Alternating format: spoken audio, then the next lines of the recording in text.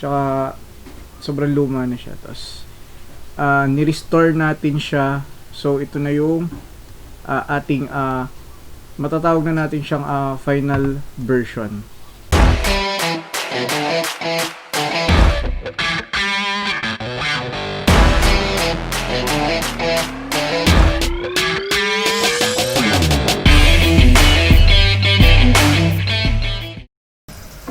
So ayan, dito na tayo sa Photoshop.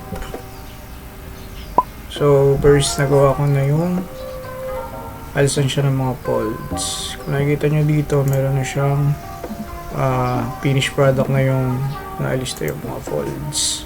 Kasi meron pa siyang part na medyo hindi swabe or hindi okay yung outline.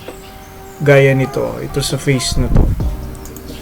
Nakita nyo yung damage niya dito sa may ilong niya and dito sa part na ito labi.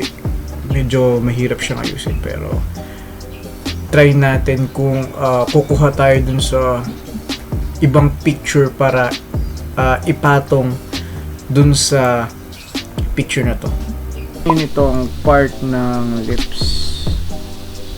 Actually madali naman siyang sigurong i-edit kung kahit ganito siyang ang quality niya. Kasi papataw natin. Gawin natin try na natin i-edit siya, no?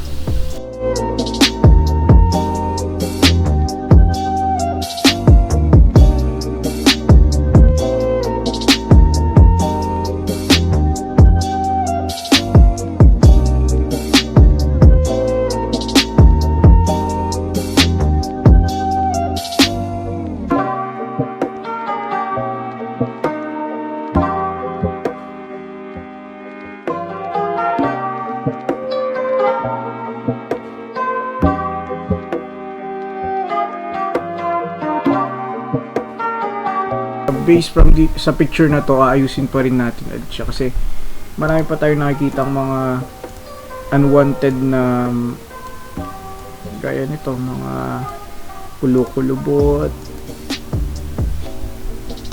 and we'll see kung mamaya i-colorize na natin siya or i-color natin kung ano na may itsura.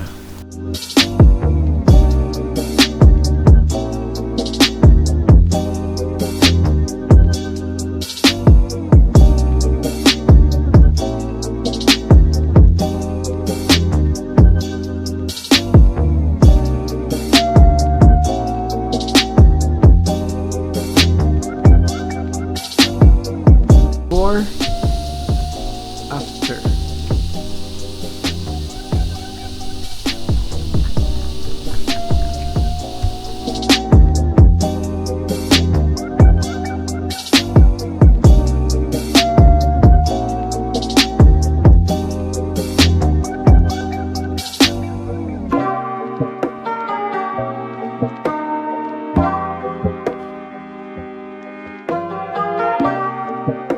Ni-restore natin siya. So ito na yung ating matatawag na natin siyang final version. From this photo, tapos nung ni-restore natin naging ganyan siya. So yung pag-restore medyo matagal siya, tas medyo matrabaho, pero pag nakita nyo naman yung result, okay siya.